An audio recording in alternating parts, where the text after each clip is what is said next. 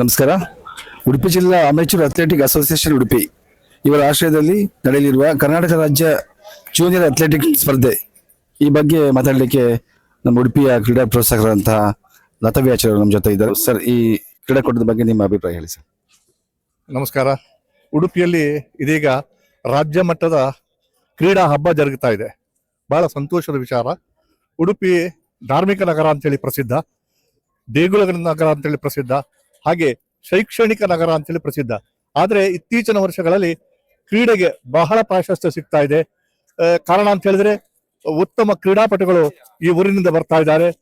ಉತ್ತಮ ಕ್ರೀಡಾಂಗಣ ಇದೆ, ಉತ್ತಮ ಒಳಾಂಗಣ ಕ್ರೀಡಾಂಗಣ ಇದೆ, ಹೊರಾಂಗಣ ಕ್ರೀಡಾಂಗಣ ಇದೆ. ಹಾಗೆ ಪ್ರಸಿದ್ಧ ತರಬೇತುದಾರರು ಇಲ್ಲಿ ಕ್ರೀಡಾಪಟುಗಳನ್ನು ಬಹಳ ಒಂದು ನಿಷ್ಠೆಯಿಂದ ಪ್ರಾಮಾಣಿಕವಾಗಿ ತಯಾರು ಮಾಡ್ತಾ ಇದ್ದಾರೆ.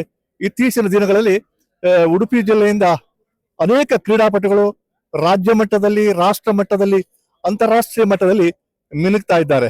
ಇದಕ್ಕೆಲ್ಲ ಕಾರಣ ಇಲ್ಲಿ ದೊರಕ್ತಾ ಇರುವ ಒಂದು ತರಬೇತಿ, ಇಲ್ಲಿ ದೊರಕ್ತಾ ಇರುವ ಒಂದು ಇಲ್ಲಿನ ಯೋಜನೆಗಳು, ಇಲ್ಲಿನ ಸಪೋರ್ಟ್ ಸ್ಟಾಫ್ ಎಲ್ಲ ಅತ್ಯುತ್ತಮವಾಗಿದೆ. ಈ ಕ್ರೀಡಾಕೂಟ, ಈ ನಿಟ್ಟಿನಲ್ಲಿ ಉಡುಪಿಯಲ್ಲಿ ಜರುಗುತ್ತಾ ಇರುವ ಕ್ರೀಡಾಕೂಟ ಮತ್ತಷ್ಟು ಯುವ ಕ್ರೀಡಾಪಟುಗಳಿಗೆ ಪ್ರೋತ್ಸಾಹ ನೀಡುವಲ್ಲಿ ಬಹಳ ಪ್ರಾಮುಖ್ಯವಾಗ್ತದೆ. ನಾನು ಈ ಕ್ರೀಡಾಕೂಟದ ಸಂದರ್ಭದಲ್ಲಿ ಎಲ್ಲ ಕ್ರೀಡಾಪಟುಗಳಿಗೆ ಶುಭ ಹಾರೈಸ್ತೇನೆ.